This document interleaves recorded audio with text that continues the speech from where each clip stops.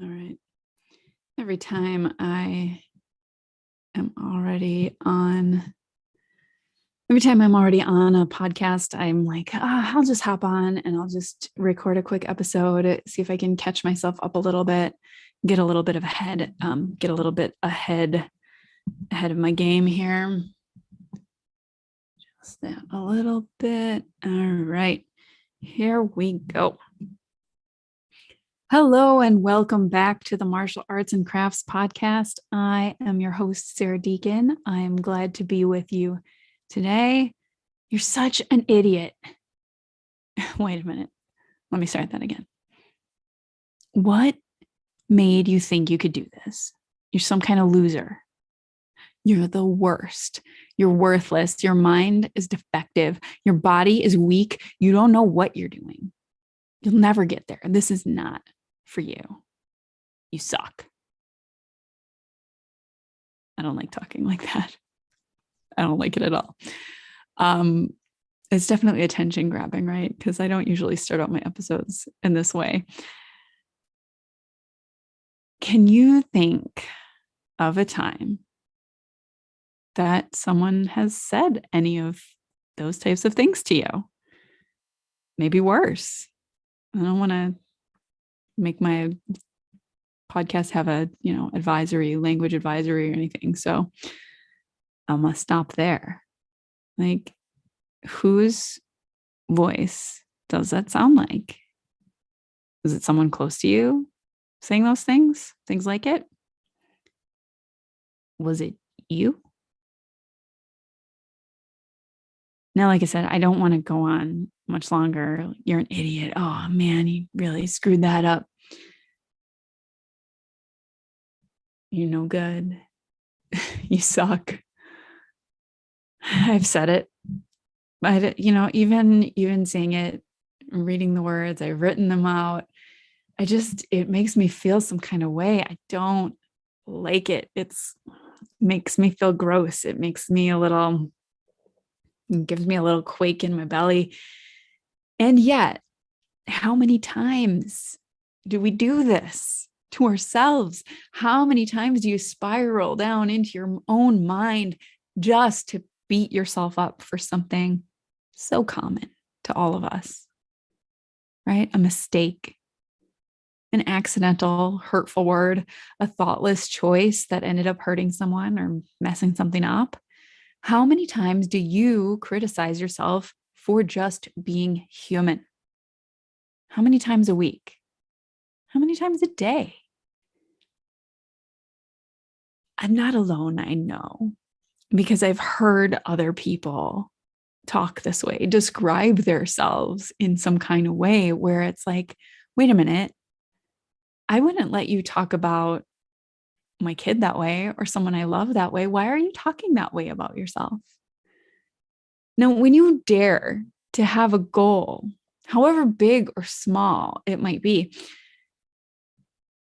of course, you want to do the right thing to bring that goal into reach, to realize your dreams. And often, I know because I go there, when another day goes by, you end up beating yourself up over it because you're looking back on a day of distraction after distraction, your focus pulled in several different directions all at once in order to put out fires, work, home life, whatever it is. And you're tempted to tell the story that the goal itself is impossible, or worse, that you're not worthy enough to achieve it. Now, if you can change what you tell yourself in those moments, you might just find that what you actually believe about yourself ends up evolving and changing too. This is kind of one place where I feel like my college education and my background in English and even poetry writing, that's been coming in handy lately as I've just started to wake up to the way people use words when they describe themselves, when they describe a goal, when they describe a situation, when they try and talk about their own identity, sell themselves, market themselves, pitch themselves. I tend to notice certain words come up, different ways of speaking, certain patterns, the flow in language. I have been picking up on words that other people are using to describe themselves, words that might actually lead to them limiting themselves, them making excuses for the less effective choices that than they may want to be making. I hear people talk about themselves in ways, like I said, they would never speak about someone that they love or allow someone else to speak about someone they love. Now, if you do that, if you talk about yourself in that putting down kind of way, does that actually mean you don't love yourself? No, it doesn't.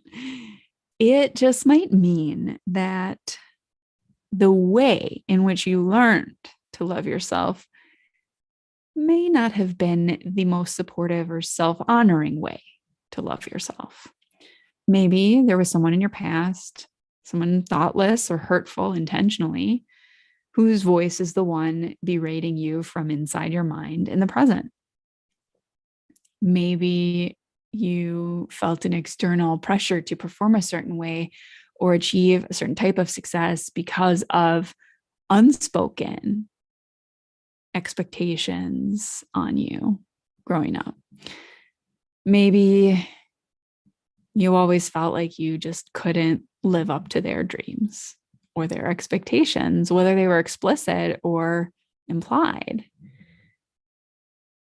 Wherever this voice, this critic voice came from, it's stuck in your head now. And I tell you, I have one too. I think many of us do.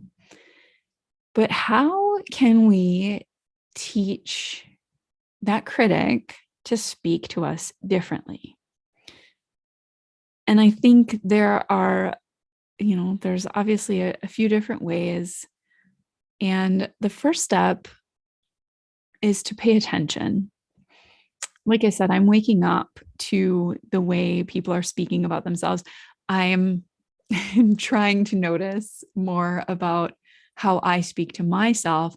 And when I ask myself, hey, how are you speaking about yourself in this, that, or the other situation? I even had somebody else ask me that question, which is brilliant. It's a great question. Because I was like, oh, how do I talk to myself when that happens?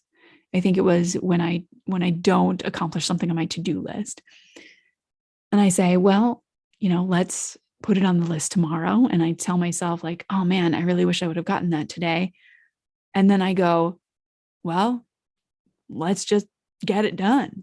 And sometimes the thing will be on my to-do list for a week and I'll finally just be like, just effing do it. I'll just be like, just do it.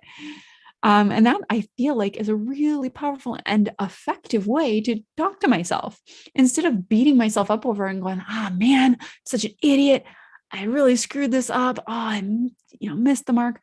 This happened just yesterday because I didn't, send something out that I had intended to. But what did I do? I just woke up to it. I realized it. I shifted. I got it done. Right now, when you pay attention to how you're speaking, whether about yourself or even someone else, even how someone else is speaking about themselves or about other people. When you start to pay attention to the language, watch your language, you start to notice certain words come up, certain attitudes, certain tones of voices. If you find that as you listen to other people speak about maybe speak about themselves or speak about, an entirely different person, you start to notice some patterns and you may start waking up to how you actually speak about others and how you speak about yourself. If you find that voice in your head, whether you say it out loud or not, if you find yourself in that sort of negative Nelly self-talk or talk about others, I think the invitation here, the opportunity is to ask yourself if you would actually let someone else talk to your best friend that way, to a spouse or to your son or daughter. if you struggle with the inner critic, like at the beginning, like we're talking about, odds are that you probably wouldn't want that to be the voice that would be talking to someone you love. So, how does that show up in what you actually say, in what your voice actually does? Just notice. Just notice the words, notice the tone, notice the feelings that come up when you hear certain words or phrases or certain ways of other people talking. Notice if it comes up in your own head. The next step is to get curious about that voice. If it's a critical voice, if it's like a critic, does it sound like someone you know, a person from your past? Does it remind you, bring up an experience from your memory? Can you identify it? You might learn something about yourself if you can identify it. You may learn how you've been conditioned by your experiences to actually expect a certain level of criticism with each portion of praise. Oh, I love what you're doing, but oh, I hate that. Oh, this is really beautiful, but that word but, it negates everything else that comes before it. Like this is a conversation that has come up a lot. It's, oh, I hear what you're saying, but then do you really hear what I'm saying?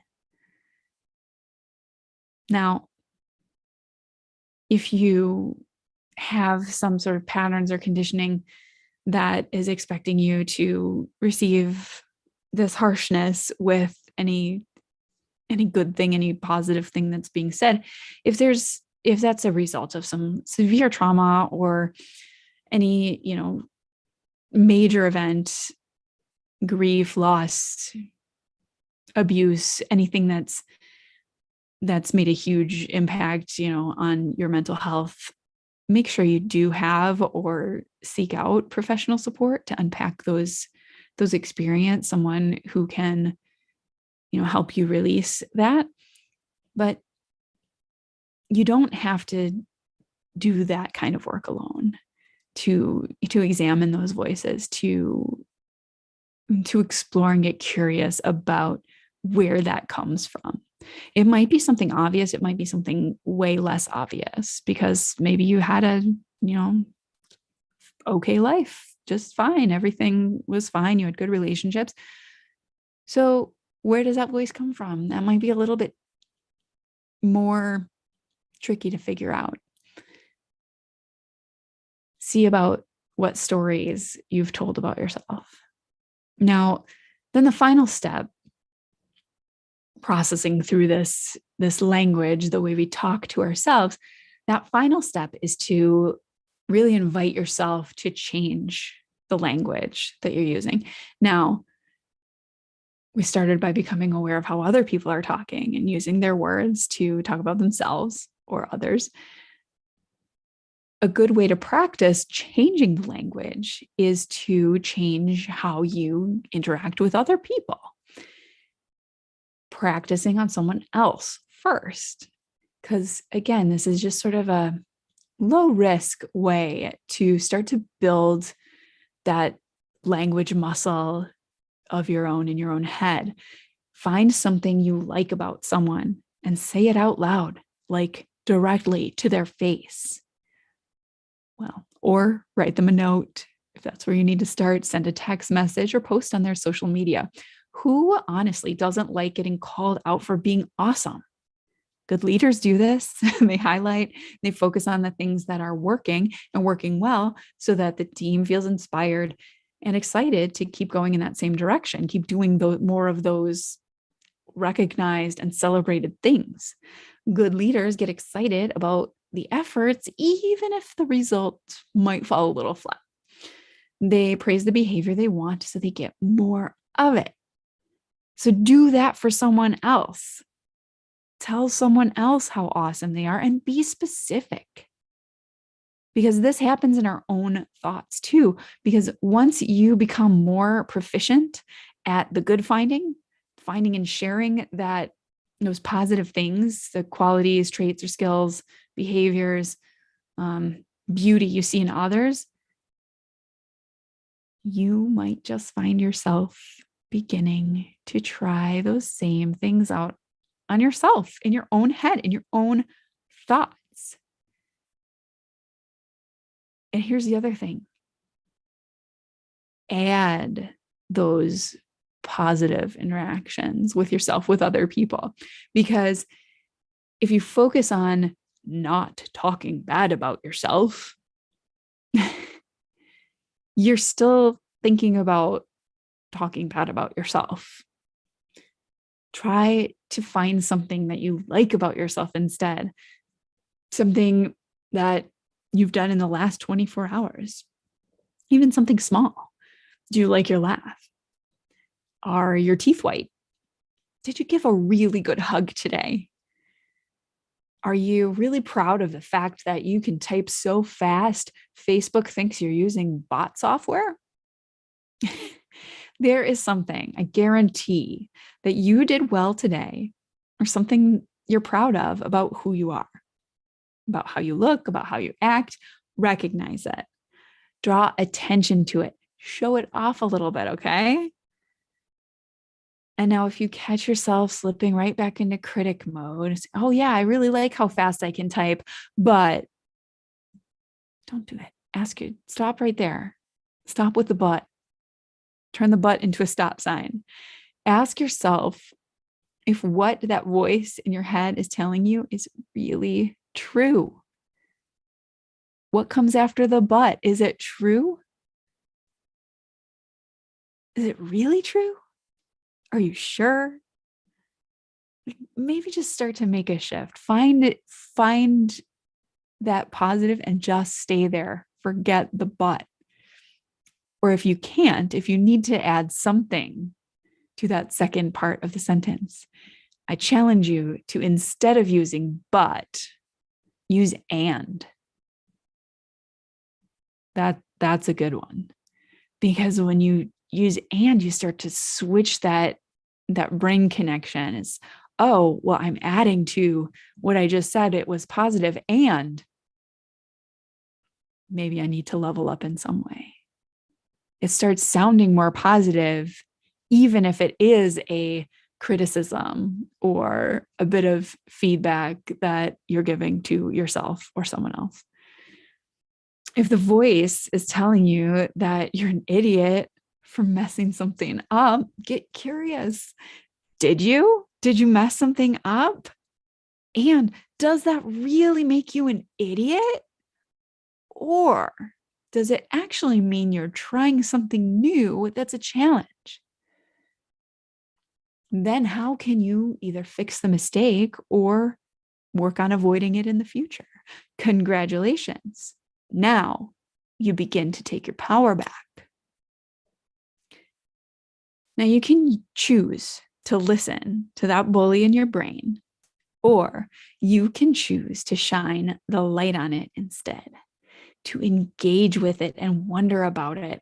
And now that you have this new level of awareness, you can start to invite that voice to change its tone and watch its language. And this really has been a game changer for me personally. I have struggled with fear in the form of perfectionism and performance anxiety, I don't know, my whole life.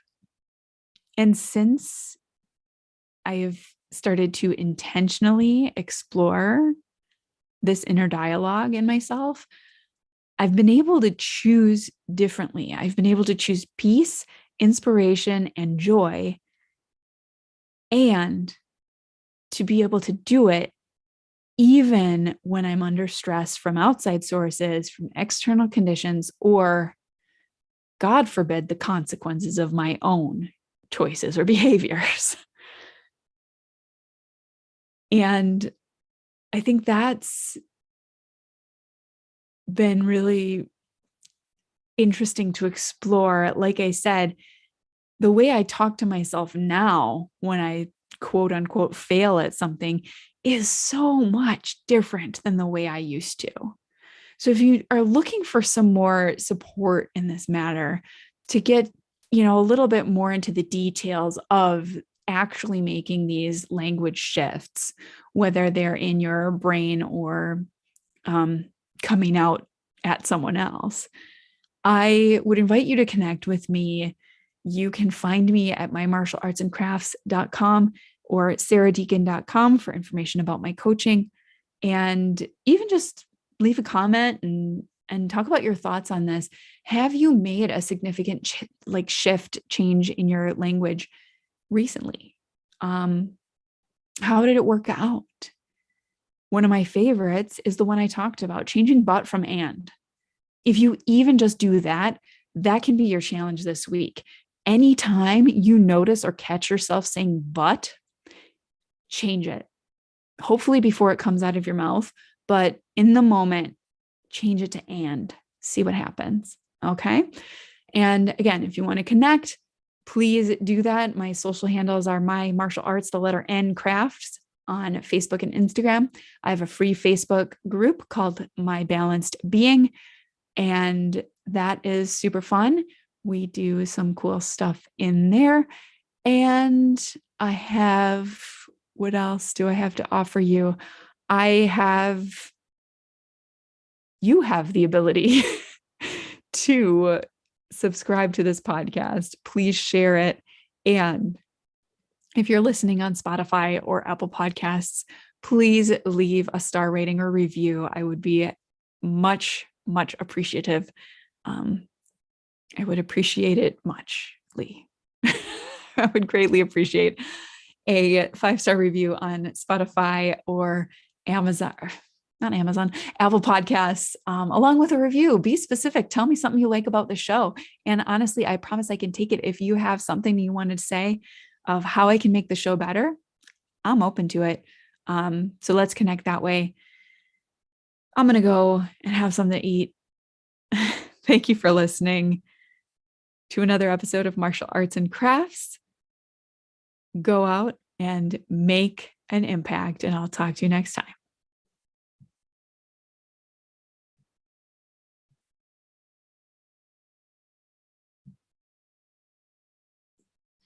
All right, and here we go. I got to go eat some lunch.